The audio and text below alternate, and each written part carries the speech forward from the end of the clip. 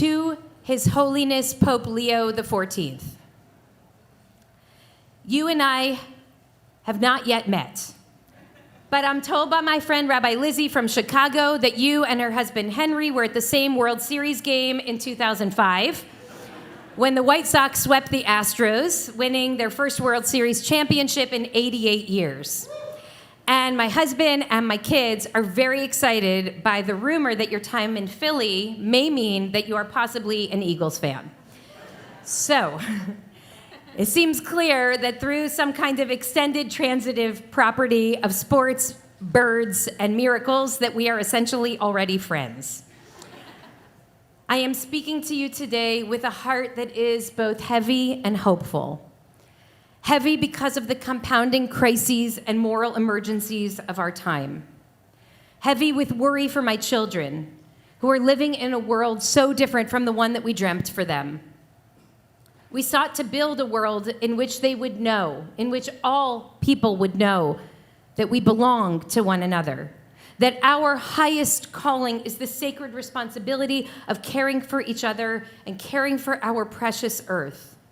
A world of softness and spirit, of music and art, of generosity, compassion, and care.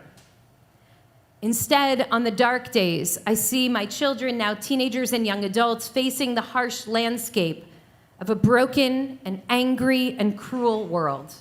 A world wedded to the fallacy of profit over people. A world drenched too often in sorrow and suffering.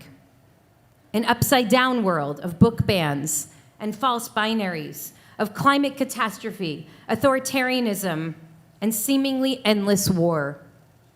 My heart is heavy because of the world that I am afraid that my children and all of our children have inherited from us. And my heart is also hopeful because I'm a Jew, and hope is our spiritual DNA. Lo lihityaesh, taught Rabbi Nachman of Bratslav. You must never despair. We must never give up hope. We hope because we know that there is no other way to live. And so I am hopeful. Hopeful because your elevation this week, amidst war and extremism, violence and tyranny, has reminded the world of the power and necessity of moral leadership in such a precarious time. And so I offer you today my gratitude and my blessing for strength in spirit and body as you step into this most hallowed and honored position. And I want to take a few moments to express why I believe that this spiritual and moral leadership matters so profoundly in our time. Lessons drawn from this week's Torah portion, Aharei Mot-Kedoshim. Adonai speaks to Moses in the beginning of Leviticus 18 and says, "Speak to the Israelite people and say to them, I am Adonai your God. You who have experienced so much heartache, you who have been beaten and downtrodden, humiliated and abused, you will soon have a chance now to build your own reality. And so I warn you, do not mimic the practices of Egypt from which you are emerging, nor may you follow the practices from the land of Canaan to which you are heading." Now, Egypt and Canaan represent a host of moral dangers to the newly freed Israelites. Unbridled power on one side, manifesting in dehumanization and enslavement, and unrestrained corruption on the other, manifesting in the rampant idolatry of the inhabitants of the land. Don't be like these, and don't be like these, the Torah says. Instead, by my rules alone shall you follow. You shall faithfully observe my laws. Ani Adonai Elohechem, I am the Lord your God. In other words, embody the moral inverse of the place in which you live. Embody the moral inverse of the place in which you live, says the Holy One. I don't care what's normal. I'm not interested in what everyone else can grow to accept. You do what is just and what is right and what is holy. And holiness, let me tell you, begins and ends when we reject the dominant norms of our society and we root instead in something eternal, something aspirational. So too in our time. It is our sacred work above all to seek out and honor the image of God in every single person. In a time of widespread corruption and impunity, to build a society of radical accountability and true responsibility. In a time of heartlessness, to respond to anguish and heartache with tenderness, with comfort, with open-heartedness. In a time of unchecked hatred, to root again and again in love. I, a Jew, wept this week as I watched the live feed from the Vatican, because you and I don't yet know one another, and we come from different traditions, but I think I understand your heart. And I certainly understand what it means in this time of so much callousness and cruelty, division and dehumanization, that billions of people around the world paused for a moment to join in celebrating the ascent of a leader who in character, values, and disposition seems to be the moral inverse of the strong men who are leading our civilization off the edge of the abyss. A person who refuses to cede to the norms of Egypt or those of Canaan, who instead roots in something eternal. And so we share our prayers with you today, Pope Leo XIV, as you begin this journey, offering a counter testimony to what is and helping us cast our gaze instead toward what could be.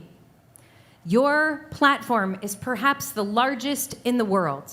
From the balcony overlooking St. Peter's Square, you can utter words that will transform the thinking of billions of people on this earth. I bless you that you use that platform to stretch hearts wide open with love, within the church and beyond it, that you challenge the norms of our time, even age-old dogma that is rooted in and perpetuates biases, prejudices, and violence, some of which we read just this morning. I pray that you will help promote an ethic of understanding that embraces every one of us, that you'll help us understand that we don't lose anything when we open our hearts to one another. We only grow in humanity. I urge you to continue to use your prophetic voice on behalf of the poor and the immigrant and the vulnerable, to stand in the light of your predecessor, Pope Francis, who refused to dehumanize either the Israelis or the Palestinians, who instead chose to speak repeatedly of the suffering of both. Pope Francis expressed his worry about the growing climate of anti-Semitism throughout the world. And when he did, it mattered.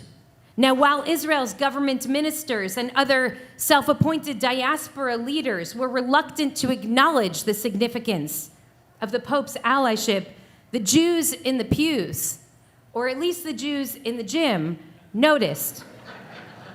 And we were deeply grateful.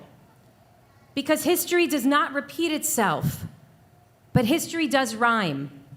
And we can anticipate where this rhyme, extremism on the right and left coalescing around a shared hostility toward the Jews, is heading. And last time, the church, like most global power brokers, failed us terribly. Your friendship today, like your predecessors, matters profoundly. And the Pope didn't only speak about the danger to the Jews. He spoke often about his deep well of concern for the Palestinian people. How moving it was in a time of moral bankruptcy and false binaries among our leaders to hear his unambiguous repeated call to ceasefire, to the release of the hostages, and to an immediate remedy to what he called the deplorable humanitarian situation in Gaza, which worsens every day. And even as you speak the voice of a prophet in the days ahead, I urge you to remember that the choice between prophet and pastor is a false choice, which Pope Francis reminded us of when he knelt to the ground and washed and dried the feet of refugees, and through his nightly calls to the Catholic parish at the Holy Family Church in Gaza. This is true moral leadership, not only what's said in public, but how we turn to one another with compassion and care in private.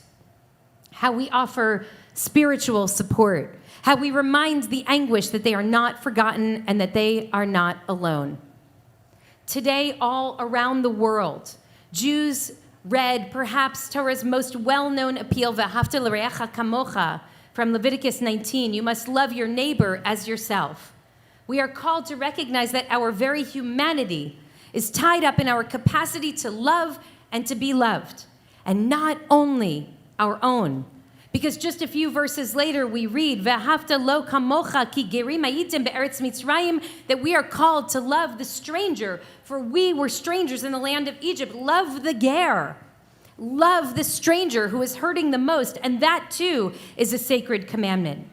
Taken together, we know we are called to love our own people and to love all people. Our love is both particular and universal. We know that it is nonsensical in the eyes of Torah to love our family but turn our backs on the stranger in need. And we know that it is heretical in the eyes of the Torah to love the stranger at the expense of our own family. And yet how counter-normative that message is today. I saw that you recently shared a thought piece in the National Catholic Reporter. I read it, and it resonated deeply to the Jewish understanding of love. The author criticized the heretical self-indulgence of a dominant faith and politics of our time that supports the myth that some people are more deserving of our care than others, a framework that makes sense in a world governed by scarcity and fear. I'm so heartened by your commitment to the idea of abundant love, of a table where there is enough for everyone. And I hope that you will forgive my chutzpah in praying out loud that you and your church extend that abundant love to our LGBTQ family that has been waiting for generations for their seat at the table. We know that there is enough room for everyone. I bless you that you continue to lead with love, knowing that love is an infinite and abundant resource. I bless you that you continue to be a model of spiritual leadership that calls us to more capacious living at precisely the moment that our hearts are growing more narrow. That when you speak to the great crises of our world, you model what it looks like to truly embody that love. I bless you that when the world is a fortress, you remember and you remind us to leave the safe walls of the church or the synagogue or the mosque or the university and go to the people and share with them our love. I bless you that you always speak the truth, especially as it becomes increasingly dangerous to do so.